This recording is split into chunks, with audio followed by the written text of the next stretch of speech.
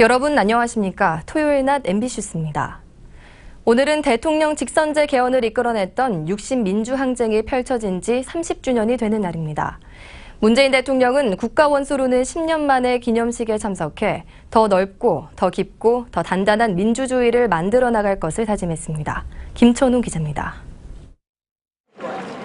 문 대통령은 기념사를 통해 30년 전 60 민주항쟁에서는 청년 학생들과 넥타이 부대, 시민들 모두가 역사의 주인공이었다고 회상했습니다. 우리는 국민이 승리하는 역사를 경험했습니다. 불의에 대한 분노와 민주의 열망이 만들어낸 승리였습니다. 바로 그날을 기점으로 우리 사회의 모든 발전과 진보가 시작됐다며 문재인 정부는 6월 항쟁의 정신 위에 서 있다고 말했습니다. 그러면서 이제는 6월 항쟁으로 성취한 민주주의가 모든 국민의 삶에 뿌리 내리도록 하겠다고 약속했습니다. 제도로서의 민주주의가 흔들리고 후퇴하는 일은 이제 없습니다. 문재인 정부에서 민주주의는 발전하고 인권은 확대될 것입니다. 일자리 창출과 경제 대통령이 되겠다는 의지도 거듭 밝히면서 사회적 대타협을 호소했습니다. 우리 사회가 함께 경제 민주주의를 위한 새로운 기준을 세워야 합니다. 모든 경제 주체의 참여를 당부드립니다. 문 대통령은 김정숙 여사와 광야에서를 나란히 따라 부르기도 했습니다.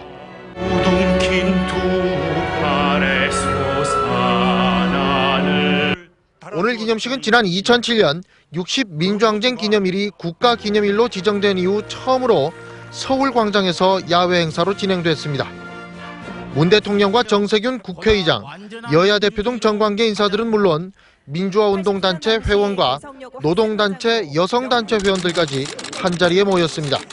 60 항쟁 기념식에 대통령이 참석한 것은 10년 만으로 지난 2007년 노무현 전 대통령 이후 문 대통령이 처음입니다. MBC 뉴스 김천웅입니다.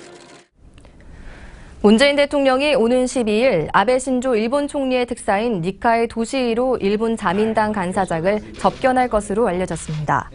오늘 오전 김포공항을 통해 한국을 찾은 니카이 간사장은 일본 전계의 대표적인 지한파이자 아베 정권의 핵심 인물로 이번 방안은 더불어민주당 문희상 의원이 특사 자격으로 아베 총리를 접견한 데 대한 답방 차원입니다. 일본 언론은 니카이 간사장이 문 대통령에게 아베 총리의 친서를 전달하고 한일 정상회담의 조기 개최를 요청할 것이라고 보도했습니다. 국정기획자문위원회는 오늘 오후 서울통일동 자문위 사무실에서 미래창조과학부로부터 이동통신비 인하 방안에 관련한 업무 보고를 받습니다. 미래부는 어제 이동통신 3사로부터 제출받은 요금 할인 방안과 기본료 폐지 등 통신비 인하안을 국정기획위 정제 2분과에 보고합니다. 미래부 보고는 당초 어제로 예정돼 있었지만 김용수 2차관이 그제 임명돼 준비할 시간이 부족하고 이동통신사 의견 수렴 등이 필요해 하루 연기됐습니다. 트럼프 미국 대통령이 러시아 스캔들 수사를 방해했다고 한 코미 전 FBI 국장의 증언에 대해 전면 부인했습니다. 그러면서 코미 전 국장은 기밀 유출자라고 반박했습니다. 워싱턴 박승진 특파원입니다. 트럼프 대통령은 루마니아 대통령과 정상회담을 마친 뒤 공동 기자회견장에 나섰습니다. 트럼프는 코미 전 FBI 국장의 어제 의회 증언을 통해 자신은 러시아 스캔들에 대한 수사 방해를 하지 않은 사실이 확인됐다고 주장했습니다.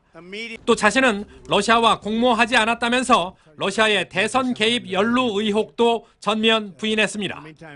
이어 코미 전 국장은 진실이 아닌 것을 말했으며 자신과의 대화를 유출한 기밀 유출자라고 규정했습니다.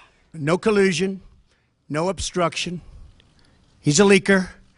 트럼프는 이어 자신이 마이클 플린 전 국가안보 보좌관에 대한 FBI의 수사 중단을 요청하고 충성을 요구했다는 코미 전 국장의 주장에 대해서도 그렇게 말하지 않았다고 전면 부인했습니다.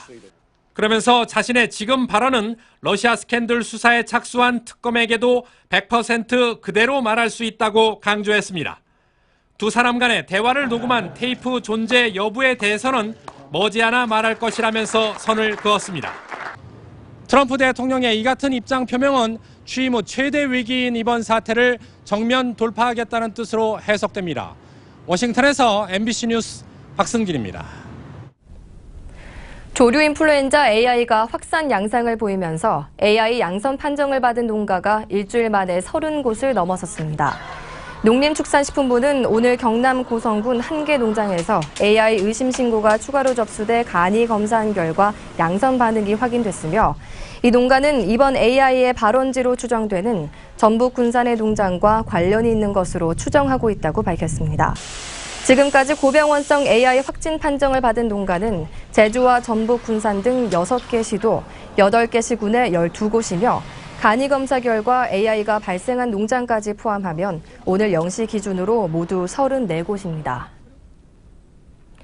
경남 창원에 사는 60대 여성이 중동 지역을 여행한 뒤 귀국해 메르스 의심 증상을 보여 보건당국이 정밀 검사에 나섰습니다.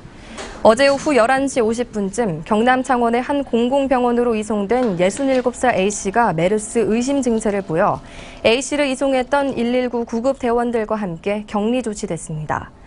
A씨는 중동 아랍에미리트와 유럽을 여행한 뒤 귀국길에 다시 두바이를 거쳤으며 콧물과 한기를 느끼고 전신에 통증이 있었지만 열은 나지 않는 것으로 알려졌습니다. 햇빛이 비추면서 안개가 걷히고 있습니다. 주말인 오늘 낮 동안 다소 덥겠는데요. 한낮 기온 서울 27도, 대구 29도까지 오르겠습니다. 밤부터는 제주도와 전남 남해안, 경남 지역에 비가 내리겠는데요. 제주도에는 최고 20mm, 전남 남해안과 경남 지역에는 5mm 안팎의 비가 조금 오겠고요. 경북 지역에도 대기 불안정으로 인한 소나기가 내릴 수 있겠습니다. 지금 전국 곳곳에 옅은 안개가 끼어 있고요. 독도와 울릉도에 내려졌던 강풍주의보는 해제가 되었습니다. 오후 시간대에도 전국에 가끔 구름 많겠고 밤부터는 남부지방 곳곳에 비가 내리겠습니다. 한낮 기온은 서울 27도, 부산 25도가 예상됩니다. 일요일인 내일도 낮 동안 다소 더운 날씨 이어지겠습니다. 날씨였습니다. MBC 뉴스를 마칩니다. 시청해주신 여러분 고맙습니다.